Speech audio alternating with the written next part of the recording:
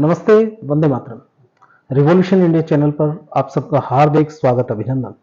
दर्शकों, जैसा कि हर बार मैं एक वायदा करता हूं, किसी ना किसी ऐसी खास शख्सियत से मुलाकात कराएंगे और आज के हमारे खास मेहमान श्रीमान अजीत राहड़ जी हैं।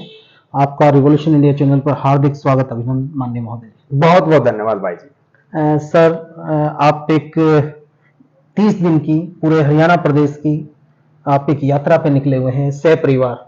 लोग छुट्टियों में अपने परिवार सहित गोवा, कुल्लू मनाली, अन्य पर्यटन स्थलों पर जाते हैं, लेकिन आपने एक निश्चय किया कि भी 30 दिन और पूरे हरियाणा प्रदेश के 30 दर्शनीय पर्यटन स्थलों को आपने पूरे देश ही नहीं पूरे विश्व को दिखाने का आपने मन बनाया। तो उस यात्रा के बारे में बताइए अजीत जी, क्या मन में आया विचार कि भी क्यों आप हरियाणा को ही रिप्रेजेंट कर रहे हैं पूरे विश्व में? भाई जी, जिस जगह आपने जन्म लिया जी, जहाँ पे अपना पालन पोषण हुआ है, सारा प्रोग्राम हुआ, आपने वो जगह ही नहीं देख रखी। मैं खुद इस बात से त्रस्त था। जैसे हम लोग बेसिकली भिवानी के रहने वाले हैं जी। भिवानी के अंदर आज भी ऐसी कई जगह है जो मैंने आज तक नहीं देखी। लगभग 45 साल की उम्र होगी जी। तो क्या होता है ना, कोई दूसरा आदमी बाहर से फोन करता है, फलानी जगह है देखिए आपने भिवानी में, कहा यार नहीं देखी, बड़ी शर्मिंदगी सी महसूस होती थी जी। और दूसरी बात क्या था कि चलो छुट्टियां जो है ना बड़ी लिमिटेड सी होती है, एक दिन दो दिन आदमी भागता है हिल स्टेशन की तरफ, किसी नदी की तरफ जी। पर कहीं ना कहीं भीतर एक टीस सी थी कि भाई हरियाणा के जो पर्यटन स्थल है, हरियाणा के जो टूरिस्ट स्पॉट है, अट्रैक्शन है, हरियाणा का जो खान पान है, हमारा खुद का जो रहन सहन है, ये एक बार आप सोशल मीडिया पे लेके आए, पब्लिक के सामने लेके आए। हर एक डिस्ट्रिक्ट वाइज, हर एक जिले वाइज, हर एक तालुका जो मान के चलो थोड़ा छोटा है, जैसे गन्नौर हो गया, गोहाना हो गया जी, ये भी जिले के लेवल से के हो गए हैं। इन सबको अपन लेके आए और कम से कम हरियाणा के बंदों को तो दिखाएं जी। हरियाणा के साथ साथ अब अपना पूरा इंडिया देखेगा, पूरा वर्ल्ड देखेगा। एक सोशल मीडिया पे एक डाटा हमारा इकट्ठा हो गया इस विजिट से, जो आने वाली टाइम में ना आगे बच्चों को भी काम आएगा जी। सर, आपने इसको टूर का नाम वर्ष 2023 दिया है, इसका मतलब आप इससे पहले भी इस प्रकार की यात्राएं करते रहे? नहीं, कई बार हम लोगों ने प्लान किया साहब। क्या होता है ना, कुछ हमारी सोशल रिस्पॉन्सिबिलिटीज है, फैमिली रिस्पॉन्सिबिलिटीज, आप छोड़ के जा नहीं सकते जी। यात्रा का 30 दिन का समय निकालना अपने आप में मान के चलो, जो आपका प्राइम बिजनेस है ना, उसके साथ खिलवाड़ करना जैसा ही है जी जी जी, है ना। जो सोशल मीडिया हमारा बिजनेस नहीं है, शौक है सिर्फ जी जी। जहां प्राइम बिजनेस था उसको 30 दिन के लिए छोड़ के आना बड़ा मुश्किल था, पर किसी तरह हम लोगों ने फैसला किया। घर वाले को भी मनाया, मैं कहा चल चलेंगे, ये भी मानने को तैयार नहीं थी जी। 30 दिन कहाँ बाहर रहेंगे, कैसे रहेंगे, बड़ी समस्याएं होती है जी। मैं कहना आप फन लेंगे, एंजॉय लेंगे, फन के अंदर ये सारा काम करेंगे, क्या कहीं भी बर्डन नहीं लिया हमने जी जी। है सर, तो अभी तक आज वर्तमान में आप जीने की धरा पर मौजूद हैं, इससे पहले आपने कितने डिस्ट्रिक्टों को कवर कर लिया और क्या क्या आपने क्या नया खोज के लेके आए हैं पूरे प्रदेश और देश के लोगों के लिए? भाई जी, आज से पहले तकरीबन हम लोग मान के चलो जी 18 डिस्ट्रिक्ट हमारे कवर हो गए हैं। सिर्फ 4 डिस्ट्रिक्ट बचे हैं, हिसार, फतेहाबाद, सिरसा और ये जींद आज कवर हो ही जाएगा, 3 ही पकड़ लो आप जी। उसके बाद जो हरियाणा के अंदर था ना, जो अपना दक्षिण वाला हरियाणा, जो जैसे रिवाड़ी हो गया, नारनौल हो गया, महेंद्रगढ़ हो गया जी, इन इलाकों में हमारी बहुत सी हेरिटेज दबी हुई है, बहुत सी अच्छी अच्छी पुरानी चीजें जिनको अगर हम थोड़ा सा मॉडिफाई करें जी, थोड़ा सा उसको मैनेजमेंट उसकी ठीक करें, तो वो बड़ा अच्छा टूरिस्ट स्पॉट बनने वाली है। आप ये कहना चाहते हैं कि प्रशासन यदि, सरकार यदि उन टूरिस्ट प्लेसों का ध्यान रखे, उनका रेनोवेशन करे, तो निश्चित तौर पर सरकार के लिए आय का स्रोत भी होंगे और हमारी वो धरोहर है सुरक्षित है। चक्कर क्या है साहब, हमारा कोई स्किल है, अगले को जो भी पता चलेगा जब हम दिखाएंगे उसमें जी। हम अपने स्किल को दबाए बैठे हैं, वो उसमें घास उगी हुई है, उसमें पानी गिरा हुआ, थोड़ा सा जो मिसमैनेजमेंट है जी, इसी कारण से करके ना पब्लिक हमारी तरफ अट्रैक्ट नहीं हो रही है। अगर उन टूरिस्ट स्पॉट को आप प्रॉपरली मार्केट करें, प्रॉपरली उनकी साफ सफाई करें, प्रॉपरली रख रखाव रखें, बहुत सी जनता आएगी हमारे पास। कुरुक्षेत्र देख लो आप, एक वर्ल्ड लेवल की जगह है जी। कुरुक्षेत्र को हम प्रॉपर मार्केट नहीं कर पा रहे, नहीं तो कुरुक्षेत्र में आपको पैर रखने की जगह ना मिले जी। जहां गीता का ज्ञान दिया गया, महाभारत की सारी आइटम इस एरिया के अंदर मौजूद है। ये क्या, किस चीज की कमी है ये जी? क्यों नहीं हमारे पास इधर टूरिस्ट आ रहे हैं कुरुक्षेत्र में जी? छोटे छोटे टूरिस्ट स्पॉट ले लो आप, बाहर की जगहों पे बहुत जनता जाती मिलेगी, छुट्टियों में, वीकेंड में। कुरुक्षेत्र हमारे पास एक मास्टरपीस है, वर्ल्ड में एकमात्र ऐसी जगह है जो अगर हम प्रॉपरली मार्केट करते हैं, प्रॉपरली उसको अगर पब्लिक के सामने दिखाते हैं, तो यहाँ जनता की लाइन लग जाएगी जी। बहुत कमाई होने वाली, हम बोलते हैं इसको टूरिस्ट जी। इसका नाम ही भूल गया यार अब तो मैं, इससे काफी कमाई होने वाली है हमारे जी जी। चलिए सर, तो आपका विजन, इसके अलावा विजन, आप हरियाणवी संस्कृति को बचाने का, उसको संजो कर रखने का आप मन बनाकर चले हैं, और जब एक अर्धांगिनी, व्यक्ति की अर्धांगिनी जब साथ दे, उस काम में सफलता तो सुनिश्चित है, 100% हम मानते हैं कि वो काम सफल होगा। तो अंतिम विजन क्या है अजीत राहड़ जी का, जीवन का लक्ष्य, जिस लक्ष्य के लिए निरंतर आप कार्यरत हैं?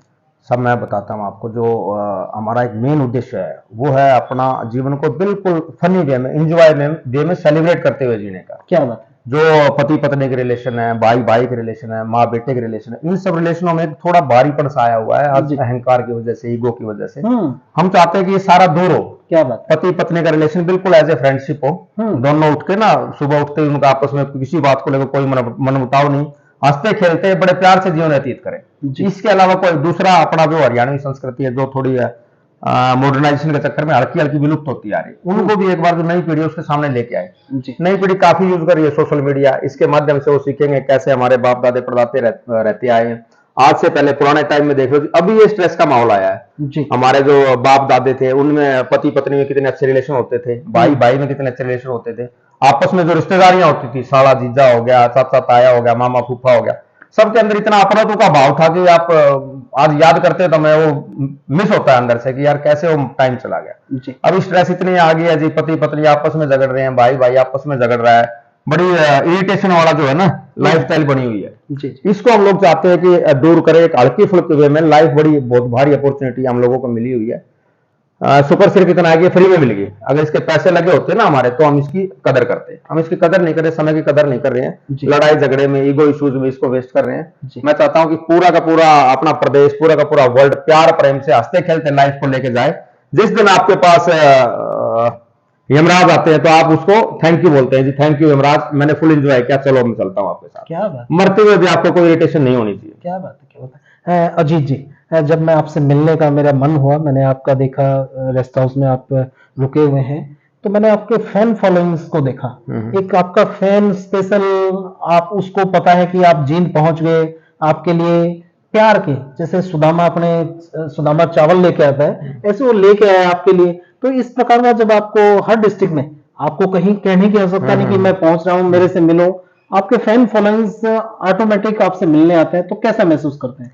भाई जी जो है ना, हमारी जो लाइफस्टाइल है, हम लोग क्यों जुड़ रहे हैं, अब हम आपके साथ क्यों जुड़ रहे हैं, आपकी जो लाइफस्टाइल है, मेरी जो लाइफस्टाइल है वो कॉमन है जी। बहुत सी चीजें उसमें कॉमन है, हम उसको दिखा रहे हैं, आप उसमें ना अपना तो फील कर रहे हो, आपस में एक बॉन्ड बन रहा है। जहां भी हम लोग जा रहे हैं फैन के साथ एक बॉन्ड बन रहा है, जैसे एक भाई भाई का बॉन्ड होता है, भाई बहन का बॉन्ड होता है, इस तरह का एक बॉन्डिंग होने लग रही है।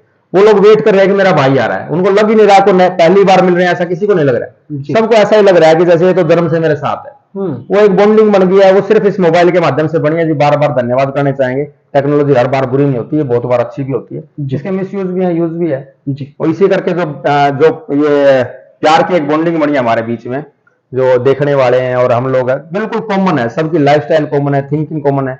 आप किसी चीज को जब भी पसंद करोगे, मेरी विचारधारा आपको तब पसंद आएगी जब आपकी मेरी मैच करेगी जी। हम सबकी विचारधारा मैच करते हैं, इसलिए हम लोग अपनत्व के भाव में लोग मिलने आते हैं। कुछ कुछ गिफ्ट लेके आता है, व्रत था, सुबह सुबह कोई कह रहा खीर लेके आता हूँ, कोई कह रहा खीर लेके आता हूँ जी। बार बार धन्यवाद करेंगे जितना प्यार देने के लिए। मैं आपकी जो यात्रा है उसका बैनर को मैं देख रहा था, उस बैनर पे आपने एक तरफ हुक्का पंचायत का जो एक सिंबल होता है वो, एक तरफ गुल्ली डंडे का एक सिंबल भी आपने बनाया हुआ था।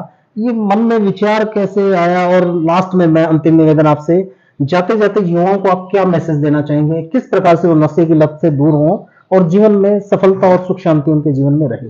हुक्का जो है ना साहब, हमारा एक पंचायती प्याला समझिए इसको, सारे भाई इकट्ठे बैठ के देखिए। चीज तो अल्टीमेटली मैं भी इसको ज्यादा अच्छी नहीं मानता, नशा चाहे जिस भी मुद्रा में हो जी, वो बीड़ी में हो, सिगरेट में हो, हुक्के में हो, वो अल्टीमेटली शरीर के लिए नुकसानदायक है। कमाल। पर ये जो है ना एक पंचायती सिंबल बन गया, हमारा भाईचारे का प्रतीक बन गया है, तो इसका जो बुराइयां हैं वो काफी हद तक दब गई हैं, इसकी अच्छाइयां इतनी है कि बुराई थोड़ी नीचे हो गई है। दूसरा रहा गिल्ली डंडे का, वो था हमारा स्पोर्ट्समैनशिप जी। उसके अंदर हम एक मैसेज देना चाह रहे हैं सभी भाई बहनों को, खास करके युवाओं को जी। अड़का अड़का ना नशा जो युवा पीढ़ी में घुसता जा रहा है, स्पोर्ट्स जो है एकमात्र ऐसा साधन है जो आपको नशे से दूर रखेगा। क्या बात। ये दो चीजें इसलिए हम लोगों ने लोगों के ऊपर डिजाइन करी है और इसी का हम आगे प्रचार भी करते हैं। जो भी हमारे युवा साथी हैं, लाइफ बड़ी प्रीशियस है भाई, एक एक सांस कीमती है, इसको वेस्ट नहीं करना है, खासतौर पर नशे में नहीं करना है। क्या अगर कर सकते हैं किसी की भलाई करेंगे, किसी को खुश करेंगे, बाकी खुद का जीवन भी दुखी है नशे में, दूसरे का जीवन भी दुखी है, परिवार का भी सत्यानाश करना है जी। ये था सर जी। बहुत आभार माननीय अजीत राहड़ जी। मैं दर्शकों को बताना चाहता हूं, हमने सुना है, देखा है, व्यक्ति समय दो ही परिस्थितियों में अपने लिए निकाल पाता था। सुख के मौके पर, जब खुशियां होती थी, परिवार में शादी होते थे, समारोह होते, तब परिवार के लोग इकट्ठे होते थे, समय निकालते थे। या कोई दुर्घटना घट जाती, कोई देहांत हो जाता, उस परिस्थिति में भी 13 दिन के लिए लोग बैठते थे। लेकिन अजीत राहड़ जी ने एक ऐसा प्रूव करके दिखाया कि भी जब मन में इच्छा शक्ति हो और कुछ करने का जज्बा हो, आप अपनी सभी पारिवारिक जिम्मेवारियां, आप सामाजिक जिम्मेवारियों का निर्वहन करते हुए भी अपने लिए निश्चित तौर पर हफ्ता, 10 दिन, 20 दिन, महीना, जैसे अजीत जी ने एक टारगेट लिया, इन्होंने अपनी सारी जिम्मेवारियों को पूर्णता से निर्वहन किया। तब जाके इन्होंने अपने लिए भी स्वयं के लिए समय निकाला।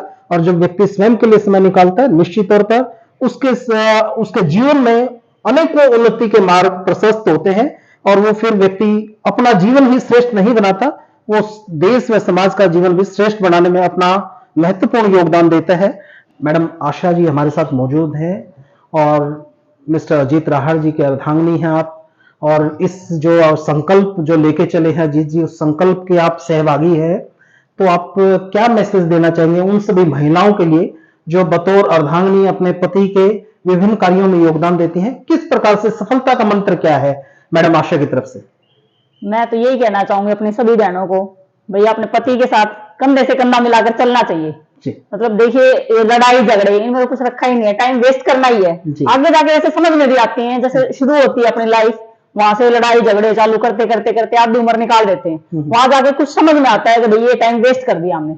मैं अपनी सभी बहनों को ये कहना चाहूंगी जो नई नई अभी नई उम्र की हैं, जिनकी शादियां हो रही हैं, बंधन में जुड़ रही हैं, भैया अपने पति के साथ मिलजुल कर चले। और पतियों को भी कहूंगी वो भी अपने साथ उनको लेकर चले। ये नहीं है कि पत्नियों का ही वो है कि भाई वही अपना सब कुछ करेंगी अपने पतियों के साथ। पतियों को भी चाहिए कि अपनी पत्नियों का ध्यान रखे और एक साथ मिलकर चले। तो मैडम इस यात्रा में अभी तक आपने क्या ऐसे नए रंग देखे जीवन के, जिनको देखकर आपको लगता है कि यार कुछ चीजें हम मिस कर रहे थे और अजीत जी को क्रेडिट देना चाहते हैं जिनकी वजह से आपको ये रंग देखने को मिले? लोगों का इतना प्यार मिल रहा है ना भैया, कभी सोचा ही नहीं था कि इतना भी प्यार मिल सकता है। भाई ऐसा लग रहा है जैसे वो अपना परिवार है, इतना प्यार देते हैं आके, यूं लगता है कि सदियों से जानते हैं हम लोग उनको। तो बहुत प्यार दे रहे हैं लोग। मतलब मैं बहुत धन्यवाद करना चाहूंगी अपने पति का, जो इस लेवल पे पहुंचे हैं, इतना प्यार मिल रहा है लोगों से हमें। जी बहुत बहुत धन्यवाद राहड़ फैमिली जी का, रिवोल्यूशन इंडिया परिवार की तरफ से आपका ढेरों शुभकामनाएं। आप जिस नेक्स्ट सोच के साथ इस यात्रा को लेकर चले हैं, परमपिता परमात्मा आपकी उस यात्रा को मंगलमय करे और दीपावली के पावन पर्व की पूरे परिवार को ढेरों शुभकामनाएं। धन्यवाद। जय हिंद, जय भारत। देखते रहिए रिवोल्यूशन इंडिया। फिर किसी अन्य दिन किसी खास शख्स से मुलाकात कराएंगे। जय हिंद, जय भारत, वंदे मातरम। Thank you, thanks a lot.